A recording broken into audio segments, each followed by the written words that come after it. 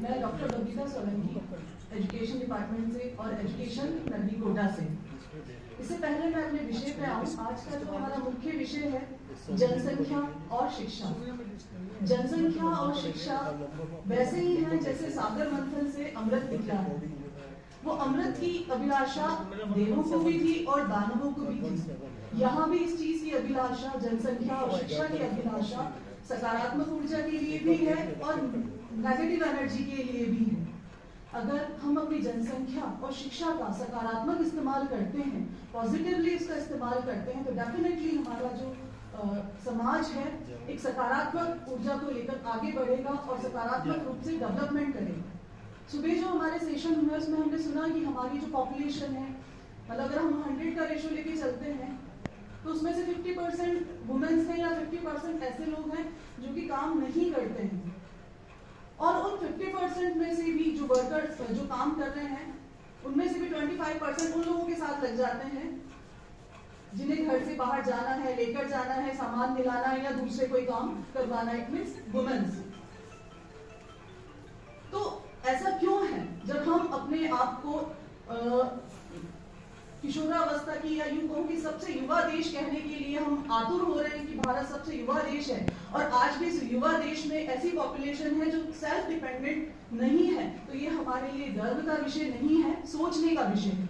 अब मैं आती हूँ हमारे विषय पे, मेरे विषय पे जिसका नाम है विद्यालय पाठ्यक्रम में जेंडर अध्ययन की आवश्यकता एवं महत्व। मुख्य बात तो यही है कि आज अगर हम इस विषय पे चर्चा कर रहे हैं तो हमें ये देखना है कि आज भी हम कहाँ खड़े हुए हैं, आज भी हम किस बैकग्राउंड पे खड़े हुए हैं कि आज भी हमें इस टॉपिक पे चर्चा करनी पड़ रही है, सोचना पड़ रहा है, विचार विमर्श करने पड़ रहे हैं।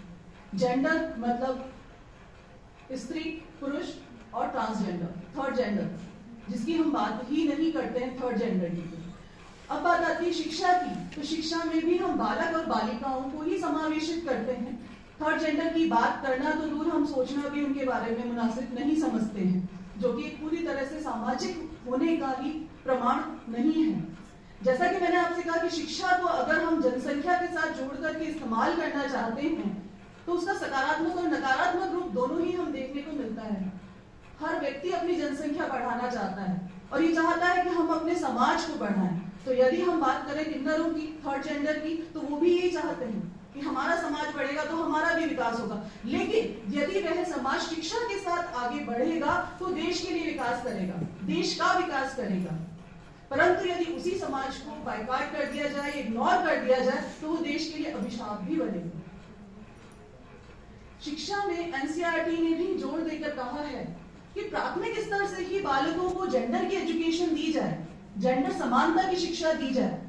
परंतु सवाल यहाँ पे उठता है कि जेंडर समानता की शिक्षा हम कैसे देंगे? मैं एक टीचर एजुकेटर हूँ और हम ये बहुत कोशिश करते हैं कि हमारे क्लास में बच्चे हर तरह का काम दोनों मिलकर करें, चाहे वो लड़का हो चाहे लड़की, परंतु फिर भी कहीं ना कहीं डाइवर्जन आ ही जाता है, सेपरेट सेक्शन बन ही जाते हैं। जैसे आप लोगों ने भी देखा होगा, प्रार्थना सभाओं में हमेशा ही लड़कियों का बोलबाला रहता है कि नहीं, अगर प्रार्थना सभा करनी है, कल्चरल कुछ करना है या वेलकम सेशन है तो वो गर्ल्स ही करेंगे, बॉयज नहीं करेंगे, या जो भी हार्ड वर्क है वो सब बॉयज ही करेंगे। जैसे मुझसे पहले एक मैम बता रहे थे कि अगर पंखे साफ करने का काम है, मेरे ख्याल से उनके कहने का मतलब ये था कि हार्ड वर्क जो है वो बॉयज ही हमेशा करते हैं, गर्ल्स नहीं। क्यों नहीं? क्योंकि उन्हें शुरू से ही वही चीज समझाई जाती है। हम देश के विभिन्न कोनों से यहाँ बैठे हुए हैं, परंतु अगर मैं ये कहूँ आपसे कि अगर आप स्मृति पे जोर डालें और ये देखें कि किचन पे हमारे जो भारतीय किचन है उन पे किसका बोलबाला है अब तक भी, मम्मी का, तो सबकी स्मृति में एक माँ ही आती है कि मम्मी ही है जिनका बोलबाला किचन पे है, या फिर पूरे घर पे है या पूरी एक्टिविटीज पे है। कोई छोटी से छोटी चीज हो या बड़ा कोई काम हो, सब काम मम्मी से ही होता है। मम्मी अगर ये भूल गए हैं तो वही बताएंगे कि हाँ ये चीज यहाँ रखी है। पापा का काम सिर्फ आमदनी का है, और ये हमारी कविताओं में भी आता है, पापा जी का पैसा गोल, मम्मी जी की रोटी गोल। तो ये जो विचार है ये जेंडर को, समानता को नहीं दिखा रहे। यहाँ से ही हमारी असमानता जो है बढ़ती चली जाती, विचारों से बढ़ती चली जाती है, रूढ़िवादिता अपनाती चली जाती, और ऐसी रूढ़िवादिता जिसे हम आज भी तोड़ नहीं पा रहे हैं।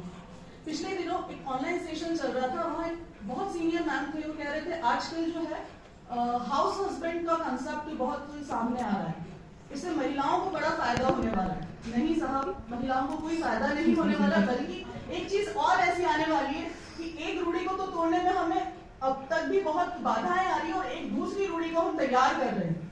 ना हाउस हस्बैंड होना चाहिए, ना हाउस वाइफ होनी चाहिए, क्योंकि जब तक दोनों पहिए एक साथ नहीं चलेंगे तब तक गाड़ी आगे नहीं बढ़ेगी। तो ये जो कंसेप्ट है हमारा हाउस वाइफ हाउस हस्बैंड, नहीं, भारतीय परंपराओं में कभी भी ऐसा कोई कंसेप्ट नहीं रहा है। जहां माता सीता थी वहीं रानी लक्ष्मीबाई भी थी।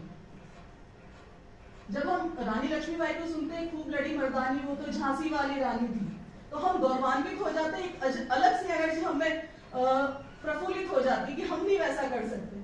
तो यही चीज है कि हम अपनी शिक्षा में, जैसा कि मैंने कहा कि जेंडर एजुकेशन जो स्कूल से शुरू होना चाहिए, हम अपने एजुकेशन सिस्टम में इसे लाएं कि बालक और बालिका या थर्ड जेंडर जो है वो नेचुरली या बायोलॉजिकली अलग है, बट फिजिकली वो एक ही है।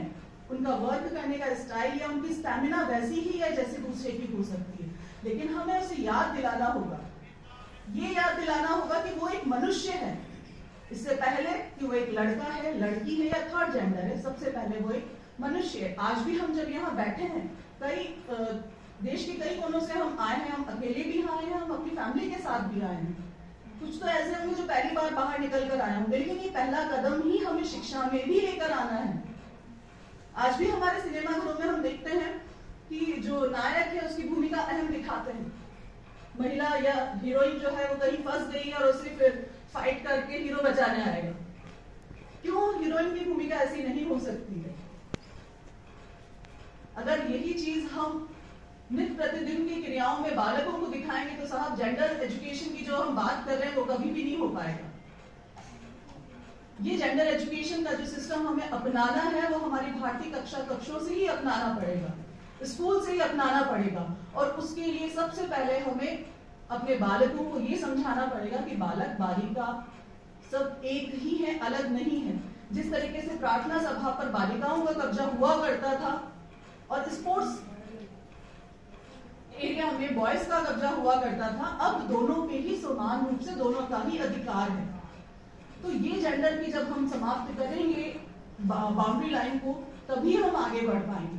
अदरवाइज हम ऐसे सेमिनार और आगे आगे करते चले जाएंगे, लेकिन आज ये प्लेटफॉर्म हमें यहाँ मिला RI के थ्रू, तो ये बहुत बड़ा उपलब्धि है हमारे लिए कि हम अपनी भावनाओं को यहाँ उजागर कर पाए कि हम क्या चाहते हैं, हम क्या सोचते हैं और कैसे हम उस चीज को समाप्त कर सकते हैं। तो एज अ टीचर हम लोगों को सभी को ये प्रण करना चाहिए कि हम स्कूल लेवल पर ही इस चीज को खत्म करें, जो रेस्पॉन्सिबिलिटीज है इक्वली डिवाइड करें boys girls and third gender में, और घर में भी इन चीजों को देखें कि मम्मी सिर्फ किचन के लिए नहीं है, किचन के साथ साथ दूसरे कामों के लिए भी, एज वेल एज पापा सिर्फ फाइनेंशियली सपोर्ट करने के लिए नहीं है, दूसरे कामों के लिए भी। और ना कोई हाउस हस्बैंड है ना कोई हाउस वाइफ है, दोनों इक्वल है, दोनों घर की नींव है, रीढ़ है। थैंक यू सो मच मुझे सुनने के लिए, और अगर कोई